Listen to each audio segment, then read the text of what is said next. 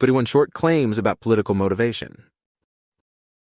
Yesterday I wrote, if you want lots of X but are too ignorant to evaluate X's indirect effects, you probably just really love X. If you want lots of ice cream but are too ignorant to evaluate ice cream's effect on your health, you probably just really love ice cream. If you want lots of government but are too ignorant to evaluate government's overall consequences, you probably just really love government.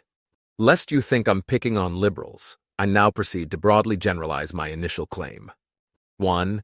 If you want lots of defense spending but are too ignorant to evaluate defense spending's overall consequences, you probably just really love defense spending.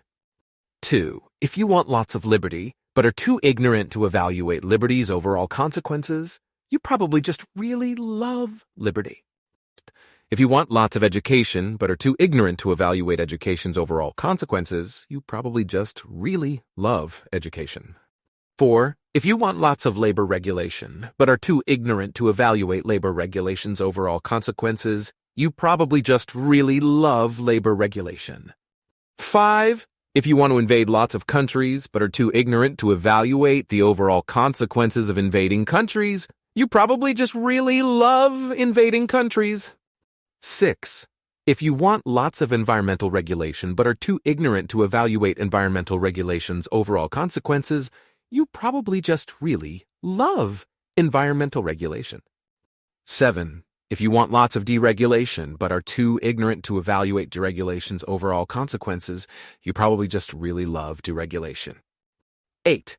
If you want lots of taxes on the rich but are too ignorant to evaluate taxes on the rich's overall consequences, you probably just really love taxes on the rich. 9. If you want lots of tax cuts but are too ignorant to evaluate tax cuts' overall consequences, you probably just really hate taxes. 10. If you want lots of freedom of speech but are too ignorant to evaluate freedom of speech's overall consequences, you probably just really love freedom of speech. 11. If you want strict drug laws but are too ignorant to evaluate drug laws' overall consequences, you probably just really love drug laws. 12. If you want to end drug prohibition but are too ignorant to evaluate drug prohibition's overall consequences, you probably just really hate drug prohibition. 13. If you want much lower population but are too ignorant to evaluate much lower population's overall consequences, you probably just really hate people. 14. If you want much higher population but are too ignorant to evaluate much higher population's overall consequences, you probably just really love people. 15. If you want much lower business taxes but are too ignorant to evaluate business taxes' overall consequences, you probably just really hate business taxes. 16. If you want drastic welfare cuts but are too ignorant to evaluate welfare cuts' overall consequences, you probably just really hate welfare.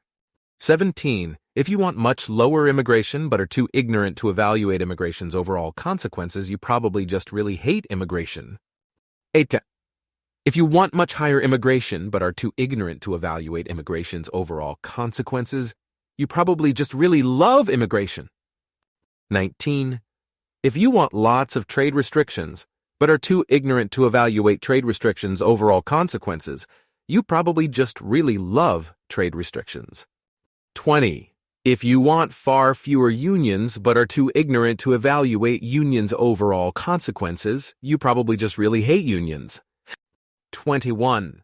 If you want lots more government health care but are too ignorant to evaluate government health care's overall consequences, you probably just really love government health care. Note that in each case, I say probably, there actually is an elegant moral framework that justifies strong moral views in the face of deep ignorance. I call it weak deontology. On this view, some policies are morally obligatory unless there is strong evidence that their consequences are very bad.